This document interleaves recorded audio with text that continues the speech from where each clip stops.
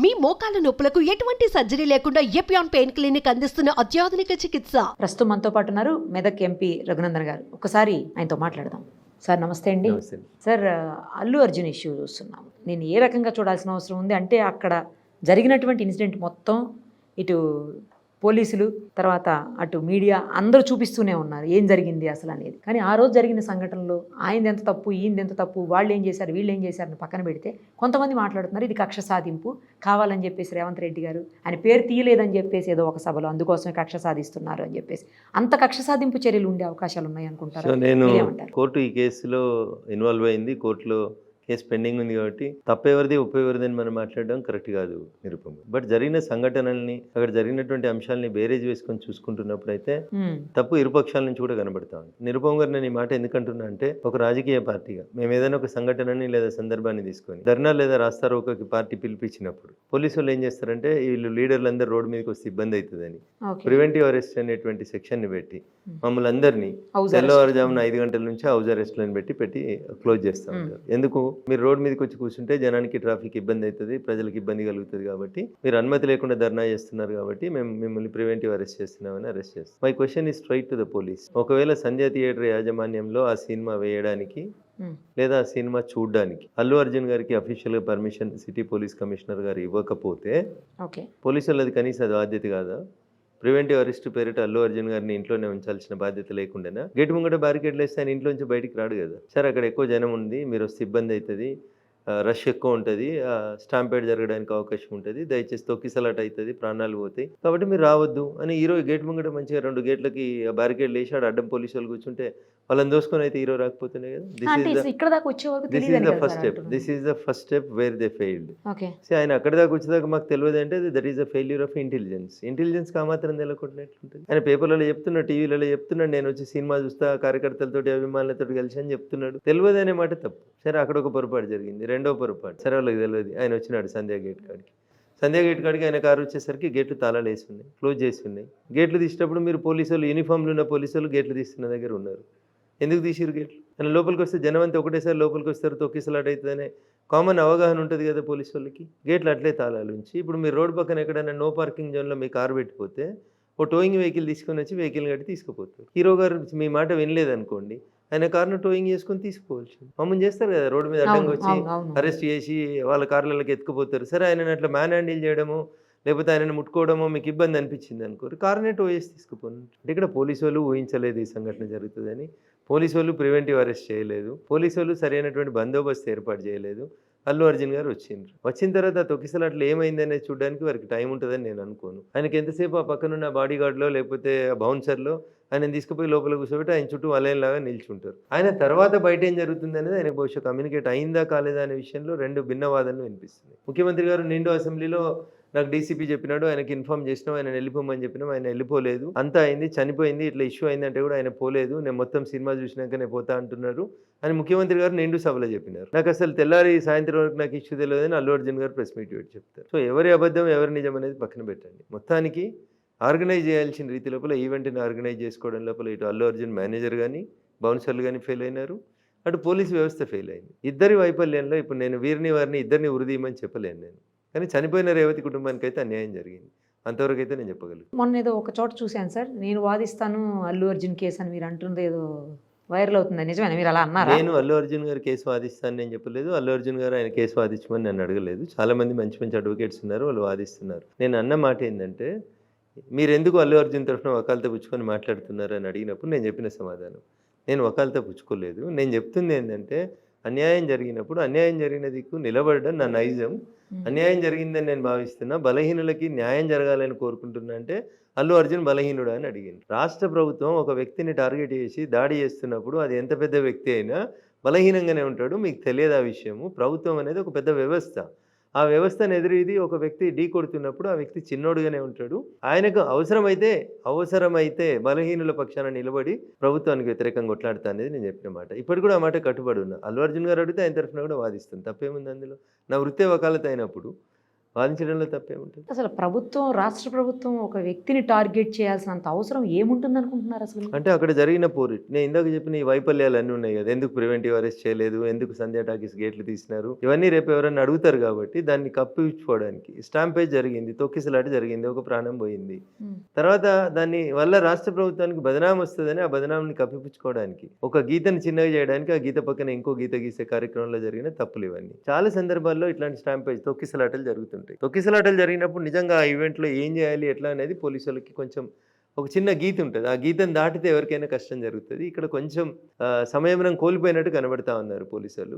ఇంకొంచెం బెటర్గా యాక్ట్ చేయడానికి అవకాశం ఉండే పోలీసులు. అంటే మీరు ఎంతసేపు కూడా పోలీసుల వైపు నుంచి తప్పు, ప్రభుత్వం వైపు నుంచి తప్పు అంటున్నారు, కానీ ఇప్పుడు కనిపించలేదు. వ్యవస్థను నడిపించేది ప్రభుత్వం కాదా? రఘునందన్ రావు అనేటువంటి వ్యవస్థను నడపడు కదా. అల్లు అర్జున్ అనే వ్యక్తి వ్యవస్థను నడపడు కదా. అక్కడ ఏం జరుగుతుంది టాకీస్ కాడ అనేది అల్లు అర్జున్కి ఏం తెలుస్తుంది? వాళ్ళు సినిమా ప్రపంచం, అది 4 గోడల మధ్యలో ఒక రంగుల ప్రపంచంలో బతికేటోళ్ళు. వాళ్ళ చుట్టూ 4 బౌన్సర్లు, 2 మేనేజర్లు వాళ్ళు ఉంటారు. వాళ్ళు చెప్పింది వీళ్ళు నమ్ముతుంటారు. వాళ్ళు ఎట్లా సమాజంలో ఏం జరుగుతుంది, అల్లు అర్జున్ అక్కడికి వస్తే ఏం జరుగుతుంది అనేది వీళ్ళు ఎట్లా ప్రిడిక్ట్ చేయగలుగుతారు? ప్రిడిక్ట్ చేయాల్సింది ఎవరు? ప్రభుత్వం కాదా? ప్రభుత్వం అంటే ఏంది? ప్రజల ధన ప్రాణాలను కాపాడాల్సిన బాధ్యత ఎవరి మీద ఉంటుంది? ప్రభుత్వం మీద కదా. నాకు తెలియదు ఆడికి హీరో వస్తే స్టాంపేజ్ అవుతుంది అని నాకు తెలియదు అంటే ఇట్లా మాట్లాడితే ఎట్లయితుంది? అంటే మామూలు సాధారణ ప్రజలకు కూడా తెలుస్తుంది కదా సార్. రేపు మేళాలు అవుతాయి, గోదావరి పుష్కరాలు అవుతాయి, ఎన్ని లక్షల మంది వస్తారని చూసి పోలీసు వాళ్ళు బందోబస్తు పెడతారా? లక్షల మంది వస్తారని తెలుసు కదా. పార్కింగ్ ఎడబెట్టాలి, స్నానాలు ఎడబెట్టాలి, స్నానఘట్టాలు ఎట్లా, ఒకవేళ స్నానఘట్టం కాడ ఎవరైనా జారి పడితే స్విమ్మింగ్ చేసేటోళ్ళని పెట్టుకోవాలి. ఇవన్నీ ప్రభుత్వం బాధ్యతనే కదా. ఇది ఎవరు భక్తుల బాధ్యతనా? అంటే నేను గోదావరి పుష్కరాలకి బాసర అవుతున్నా అంటే నేను నా ఎంబడి ఒక స్విమ్మింగ్ కిట్ అది అన్ని తీసుకొని పోతానా? పోను కదా.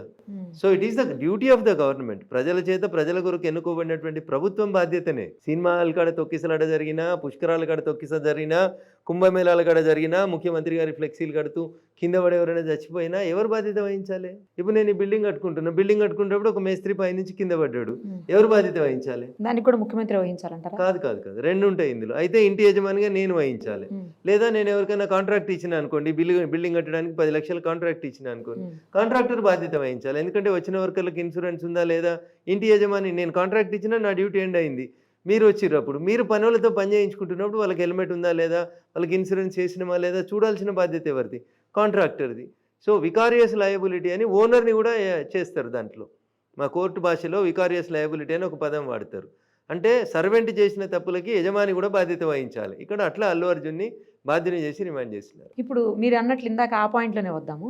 మీరు అన్నట్లు పైకి హెల్మెట్ పెట్టుకోకుండా, కేర్ తీసుకోకుండా పైకి ఎక్కేటప్పుడు అతనికి బాధ్యత లేదా ఏమి? నేను అదే చెప్తాను. దానికి అల్లు అర్జున్ ఇచ్చిన ఎక్స్ప్లెనేషన్ మీరు విని ఉంటారు. ఏమన్నాడు? నా కారు ముందుకు సాగాలంటే జనం కదలాలంటే నేను కనబడితేనే కదులుతారు, అందుకని నేను కారులో పైకి లేచి నిలబడి జరగండి అని దండం పెట్టినాను తప్ప నేను రోడ్ షో చేయలేదు అంటున్నాడు అతను. సో నేను అందుకనే ఏమంటున్నా, నేను జడ్జిని కాదు, నేను పోలీసుని కాదు. టీవీలలో సగం అక్కడక్కడ ఎవరికి నచ్చిన భాగాలు వాళ్ళు చూపించినారు.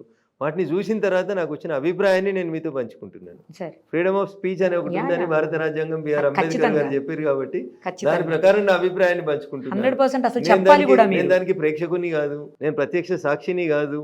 పోనీ ఆ సంఘటనలలో ఇటువైపు అటువైపు ఎటువైపు లేని వ్యక్తిని, ఒక న్యూట్రల్ పర్సన్గా ఆలోచించి చెప్తాను. ఇప్పుడు ఒక వ్యవస్థ స్మూత్గా రన్ అవ్వాలంటే ఆ వ్యవస్థలో ఉన్న ప్రతి ఒక్కరికి బాధ్యతలు ఉంటాయా, లేకపోతే కేవలం ఆ వ్యవస్థను ఏర్పాటు చేసిన వాళ్ళకి మాత్రమే ఉంటాయా? కానిస్టేబుల్ బాధ్యత కానిస్టేబుల్ నిర్వర్తించాలి, హోంగార్డ్ బాధ్యత హోంగార్డ్ నిర్వర్తించాలి, అమీన్ సాబ్ బాధ్యత అమీన్ సాబ్ నిర్వర్తించాలి, సిఐ గారి బాధ్యత సిఐ గారు నిర్వర్తించాలి, కమిషనర్ గారి బాధ్యత కమిషనర్ నిర్వహించాలి. దానికోసమే చిన్నప్పుడు చిన్న పంచతంత్రం చదివితే దాంట్లో ఒక మాట చెప్తారు, కుక్క పని కుక్కనే చేయాలి, గాడిద పని గాడిదనే చేయాలని. ఎవరి పని వాళ్ళు సరిగా చేసుకోవాలి. అందుకనే దీన్ని వ్యవస్థ అంటారు అంటున్నా. Government is nothing, not an individual. Revanth రెడ్డో, నరేంద్ర మోడో, ఇంకొకరో కాదు దానికి బాధ్యత వహించాల్సి. వ్యవస్థలో 10 విభాగాలు పనిచేస్తుంటాయి. Failure of intelligence, failure of the police, failure of Sandhya theatre management, failure of ambulance, ఇట్లా రకరకాల కారణాలు ఉన్నాయి అక్కడ. దాంట్లో 10 తప్పుల వల్ల రేవతి లేకుండా పోయింది ఈరోజు. సో అందరూ బాధ్యులే. దానికి హీరో బాధ్యత కూడా ఉంటుంది 100%. ఇందాక చెప్పాను వికారియస్ లయబిలిటీ అంటే సర్వెంట్ తప్పు చేస్తే, ఇప్పుడు నేను నా కారు ఇచ్చిన, మా డ్రైవర్ని పోయి అక్కడి నుంచి కూరగాయలు తీసుకురమ్మన్నాను, వాడు పోయి ఎవరినో గుద్ది చంపేసినాడు, కారు ఓనర్గా నేను కూడా బాధ్యత అవుతా అంటున్నా. సో అల్లు అర్జున్ గారు ప్రత్యక్షంగా అక్కడికి వచ్చారు గారు, వాడు కూడా బాధ్యత వహించాలి. అల్లు అర్జున్ వైపు జరిగిన పొరపాటు ఏంటంటే, అమ్మాయి చనిపోయిందని తెలిసిన తర్వాత వాట్ ఐ ఫీల్ పర్సనల్లీ, తెల్లారో మరుసటి రోజు వాళ్ళ మేనేజర్ను వాళ్ళ కుటుంబ సభ్యుల్ని పరామర్శించి వాళ్ళకి కొంచెం ఆర్థిక సాయం చేసి మీ కుటుంబానికి మేము అండగా ఉంటాం అనే ఒక మాట హీరో వైపు నుంచి రాకపోవడం అనేది నాకు కొంచెం బాధ అనిపించింది. వారు బాధ్యతను మర్చిపోయినట్టు అనిపించింది. అంతకుమించి నాకు ఇంకా వేరే అక్కడ అల్లు అర్జున్ గారిని తప్పు పట్టాల్సింది ఏం లేదు. ఆయన ఈజ్ అన్ ఇండివిజువల్. యా అంటే తను వెళ్తే తొక్కిసలాట జరుగుతుందని, తనకి భయంకరమైన సంఖ్యలో అభిమానులు ఉంటారని ఆ మాత్రం ఊహించలేని పరిస్థితి ఉంటుందంటారా? ఆయన ఏమంటాడంటే నేను 20 ఏళ్ళ నుంచి ఇట్లా సినిమా చూస్తున్నా ఎలా చూస్తున్నా అంటాడు. 20 ఏళ్ళు వేరు, పుష్పకు వచ్చేసరికి వేరు. ఇప్పుడు అభిమానుల సంఖ్య పెరిగింది, తను అసెస్ చేయాల్సింది ఉండే, చేయలేకపోవడం ఆయన తప్పే. దేశవ్యాప్తంగా కూడా భయంకరమైన పబ్లిసిటీ, భయంకరమైన పేరు, నేమ్ అన్నీ వచ్చాయి ఈ మూవీ వల్ల. చాలా ఎక్కువ కలెక్షన్స్ కూడా చేసినటువంటి మూవీ ఇది, చాలా రికార్డ్స్ కూడా సాధించింది. సో కొంత ఇచ్చినట్టున్నారు, ఇదే ముందు చేయాల్సింది. అట్లా గవర్నమెంట్ ఇన్వాల్వ్ అయ్యారని రిమాండ్ చేసి ఇవన్నీ అయ్యే కంటే ముందే రేవతి కుటుంబాన్ని ఈయన పోతే ఇబ్బంది అవుతుందని అనుకున్నప్పుడు హీరో ఇంకెవరైనా పంపించాల్సింది, పంపించి ఆ కుటుంబాన్ని కన్సోల్ చేయాల్సింది, హాస్పిటల్కి పోవాల్సింది. ఎందుకంటే ఆ పిల్లోడు శ్రీతేజ ఎవరైతే ఉన్నారో అందరూ అతన్ని పుష్ప అంటారంట వాళ్ళ కాలనీలో. ఆ పిల్లోడికి అంత ఇష్టం, ఆ పిల్లోడి కోసం వచ్చింది తల్లి ఆ సినిమా. అందుకని అవన్నీ వార్తలు వచ్చినప్పుడు కనీసం వాళ్ళ మేనేజర్నో వాళ్ళ నాన్నగారినో ఎవరినో పంపించి కొంత ఆ కుటుంబానికి నెక్స్ట్ డే నుంచి అల్లు అర్జున్ గారు అండగా నిలబడాల్సి ఉండే. అదొకటి నా అభిప్రాయం, అదొకటి ఆయన తరఫున జరిగిన పొరపాటుగానే భావిస్తాను. సార్ అందరూ అంటున్నారు ఆ ఫ్యామిలీ కూడా అలా జరుగుతుందని, ఫస్ట్ ప్రీమియర్ షోకో బెనిఫిట్ షోలకో అంత కాస్ట్ పెట్టుకుని వెళ్ళాల్సినంత అవసరం ఏముంది, వాళ్ళ ఫ్యామిలీది కూడా తప్పు ఉందని కొంతమంది మాట్లాడుతున్నారు. నిరుపమ్ గారు నేను ఏమంటున్నాను, సినిమా అనేది ఒక ఆనందం, ఒక వినోదాన్ని పంచేటువంటి సబ్జెక్టు. దాంట్లో ఆయన స్మగ్లరా, ఈయన హీరోనా, కొడుగుడు మీద ఈకలు చాలా మంది బిక్తా ఉన్నారు. దయచేసి అందరికీ, అటు మీడియాకి, ఇటు రాజకీయ నాయకులకి, అటు పోలీసులకి, అటు అల్లు అర్జున్ అభిమానులకు నేను చెప్పేది సంయమనం పాటించండి. నేను క్లీన్గా చెప్తున్నా, కుక్క పనిని కుక్కనే చేసుకొని, గాడిద పనిని గాడిదనే చేసుకొని. కుక్క మొరుగుత లేదని గాడిద మొరుగుత ఏమైందో మీరు చిన్నప్పుడు చిన్నేశ్వరి పంచతంత్రాలు చదివిండ్రు. కుక్క మొరగాల్సిన చోట దొంగ వచ్చిండని కుక్క మొరుగుత లేదని చెప్పి గాడిద లేచి అరుస్తే యజమాని లేచి కట్టె తీసుకొని వచ్చి గాడిదని కొడితే చచ్చిపోతుంది గాడిద, నిద్రాభంగం అయిందని కొడితే. అందుకని ఎవరి పని వాళ్ళే చేసుకుంటే ఈ వ్యవస్థ బాగుంటుంది అనేది నేను చేసే అప్పీల్. నేను అడిగింది కాదు సార్, నేను అడిగింది ఆ ఫ్యామిలీ వైపు నుంచి అడిగాను. వాళ్ళకి తప్పు అని మాట్లాడుతున్నారు కొంతమంది. నేనేమంటున్నా తల్లి, నాకు సినిమాని చూడాలని కోరుకుంది, పోయినాను, సరే నా అదృష్టం. అల్టిమేట్గా లాస్ట్లీ చెప్పాలంటే శివుడు ఆజ్ఞ లేకపోతే చీమ గర్వది అంతే.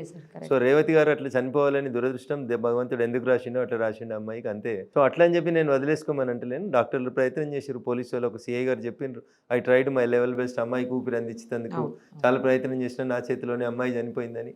సో మానవ తప్పిదాల కంటే ఎక్కువ నేను కొంచెం దేవుని నమ్ముతాను కాబట్టి దేవుడు అమ్మాయికి అంతే ఆయుష్ రాసిండేమో, అది బాధాకరమైనటువంటి విషయం. అది ఇన్ని పరిణామాలకి, ఇన్ని డిస్కషన్స్కి దారి తీయాల్సినటువంటి ఇది ఉంది. అంటే దీని నుంచి కొన్ని గుణపాఠాలు నేర్చుకొని భవిష్యత్తులో పోలీసులు కానీ, హీరోలు కానీ, సినిమాలు తీసేటోళ్ళు కానీ ఇంకొంచెం మెరుగ్గా జరిగిన ప్రతి పొరపాటు నుంచి కొన్ని నేర్చుకుంటే బాగుంటుంది అనేది నా విజ్ఞప్తి. ఇక మీదట బెనిఫిట్ షోలకి లేకపోతే ఇలాంటి ప్రీమియర్ షోస్కి అనుమతులు ఇవ్వము అని చెప్పేసి కూడా ప్రభుత్వం ప్రకటించింది సార్. సో వాటికి ప్రభుత్వం కట్టుబడి ఉంటుందని నేను అనుకోను. ఎందుకంటే ఆ సినిమా ఇండస్ట్రీ నుంచి వచ్చే ఒత్తిళ్లు వేరే ఉంటాయి, ఆ నిమిషానికి ఆ హీరో నుంచి వచ్చే ఒత్తిళ్లు వేరే ఉంటాయి, రకరకాల ఇష్యూస్ ఉంటాయి. నేను ఏమంటానంటే prevention is better then cure.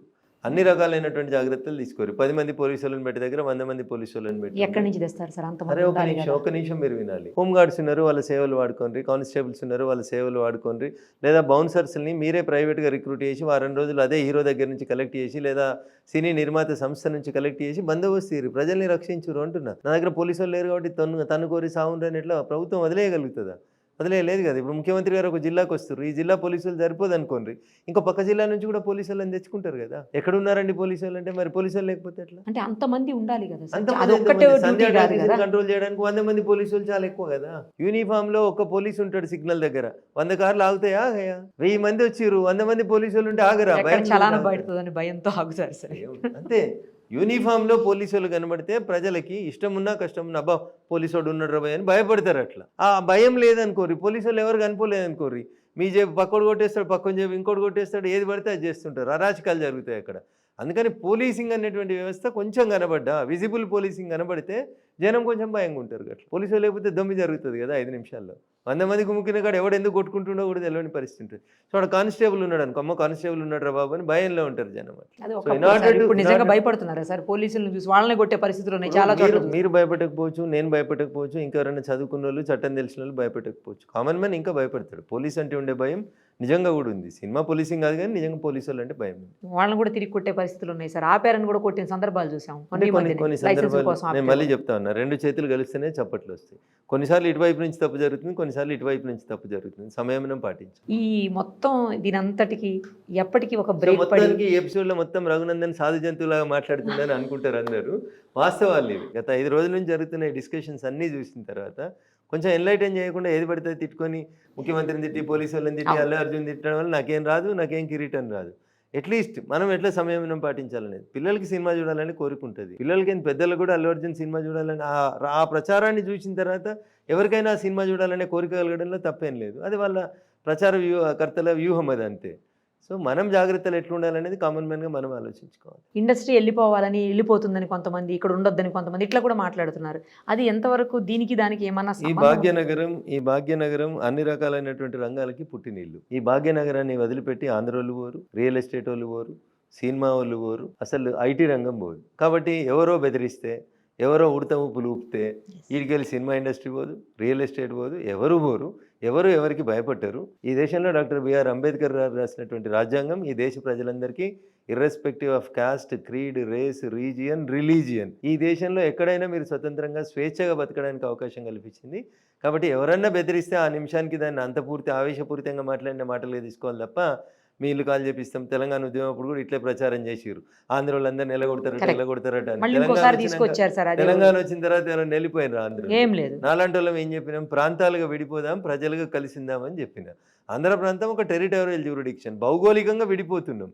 తెలంగాణలో ఉంటే తెలంగాణలో ఉంటున్నారు, ఆంధ్రాలో ఉంటే ఆంధ్రాలో ఉంటున్నారు. దానికి ఏంటంటే ఆంధ్రప్రదేశ్లో ఉన్న కొంతమందికి అత్యుత్సాహం, హైదరాబాద్కి వెళ్ళి వెళ్ళిపోమన్నారు కదా, మా అమరావతికి వచ్చేయరని ఎవరైనా పిలుస్తారు. అట్లా వాళ్ళ ప్రాంతం అభివృద్ధి చెందాలని ఆశ కొద్దీ వాళ్ళు పిలిస్తే తప్పేం లేదు. కానీ భాగ్యనగరం భారతదేశంలో ఉన్నటువంటి అన్ని మెట్రో నగరాల కంటే ఎక్కువ ప్రజలు ఉండడానికి ఇష్టపడడానికి ఒక మంచి నగరం ఏదైనా ఉంది ఈ దేశంలో అంటే భాగ్యనగరం. అది మన ఢిల్లీని చూసిరు కదా, పొల్యూషన్ ఎంత ఉందో. అందరు చాలా మంది ఏమన్నారు, హైదరాబాద్ ఉంటే బాగుంటుండే, హైదరాబాద్ రాజధాని ఉంటే బాగుంటుండే అనే చర్చ కూడా జరిగింది. అంతా పీస్ఫుల్ నగరం, నా నగరం, దీని పేరే భాగ్యనగరం. అందుకని ఈ భాగ్యనగరం అందరినీ అకామిడేట్ చేస్తుంది, ఎవరు భయపెట్టాల్సిన అవసరం లేదు. భాగ్యనగరంలో అందరికీ ఎవరికి ఉండాల్సిన స్థానం వాళ్ళకు ఉంటుంది. కానీ బాధ్యతాయుత ఉన్న పదవుల్లో ఉన్న వ్యక్తులు కూడా ప్రెస్ మీట్లు పెట్టి మరి సో అప్పుడప్పుడు ఇర్రెస్పాన్సిబుల్గా కొంతమంది మాట్లాడుతుంటారు, తొందరపడి మాట్లాడతారు, ఆవేశంగా మాట్లాడతారు. వాటిని అన్నింటినీ కూడా సరైన రీతిలోనే అర్థం చేసుకోవాలని నేను చెప్పేది. అంటే 10 ఏళ్ల తర్వాత కూడా మళ్ళీ ఇంకా ప్రాంతీయవాదాన్ని తీసుకురావాల్సిన అవసరం ఉందంటారా? సంబంధం లేని విషయం లేదు. తెలంగాణ వచ్చింది, అయిపోయింది, ఈ ప్రాంతం అభివృద్ధి చెందుతుంది. ఈ ప్రాంత ప్రజలు విఘ్నులు, ఎవరికి ఓటేయాలో ఎవరిని ఎట్లుంచాలో తెలుసు వాళ్ళకి. ఈ ప్రాంత ప్రజలు తమని తామే పాలించుకుంటున్నారు, బాగా పాలించుకుంటున్నారు. పక్క రాష్ట్రాలకు అందరికీ కనుగుట్టేంత రీతిలో గొప్పగా ఈ రాష్ట్రం అభివృద్ధి చెందుతుంది. I'm proud of my Telangana and I'm proud of my Bhagyanagaram. ఈ మొత్తం అల్లు అర్జున్ ఎపిసోడ్కి ఎప్పటికీ ఒక పడే అవకాశాలు మీకు కనిపిస్తాయి? టీవీ ఛానల్ మిత్రులు అల్లు అర్జున్ అనే పేరు గురించి రాయడం మానేస్తే ఈ చర్చలు క్లోజ్ అయిపోయి అంతే తప్ప కోర్టులను మాట్లాడినప్పుడు ఎదురుగున్న వాళ్ళు ఇంకొకరు మాట్లాడతారు కదా, నిరుపమ గారు. అందుకని ఎవరు మాట్లాడకండి, సంయమనం పాటించండి అని నేను 4 సార్లు చెప్పిన. అసలే రఘునందన్ కోపుకుంటుంది, గట్టిగా అరుస్తాడని చెప్పి రఘునందన్ 10 సార్లు సంయమనం పాటించమని చెప్తున్నాడు. ఎందుకంటే the delicacy of the issue is like that. రెచ్చగొట్టడం ఈజీ, రాళ్ళేయడం ఈజీ, బట్ దానివల్ల సమస్య పరిష్కారం కాదు. శ్రీతేజ కూడా కళ్ళు తెరుస్తా ఉన్నాడు, తొందరగా కోలుకోవాలి, ఆయన మంచి కావాలి, స్కూల్కి పోవాలని మనస్ఫూర్తి కోరుకుందాం. మీరేమైనా విజిట్ చేసే అవకాశం ఉందో, తను ఒకసారి పరామర్శించే అవకాశం? ఇంకా తొక్కిసలాట్లేదు. మా నాయకులు ఆల్రెడీ వెళ్ళొచ్చారు, మా పార్టీ పరంగా 1-2 నాయకులు వెళ్ళొచ్చారు. అబ్బాయి మంచిగా స్కూల్కి పోతున్నప్పుడు అందరం వెళ్ళి కలిసి వస్తాం, మానసికంగా అతనికి ధైర్యం ఇచ్చేస్తాం. సుమన్ టీవీలో మీ పర్సనల్ అండ్ బిజినెస్ ప్రమోషన్స్ కోసం కింది నెంబర్కి కాంటాక్ట్ చేయండి.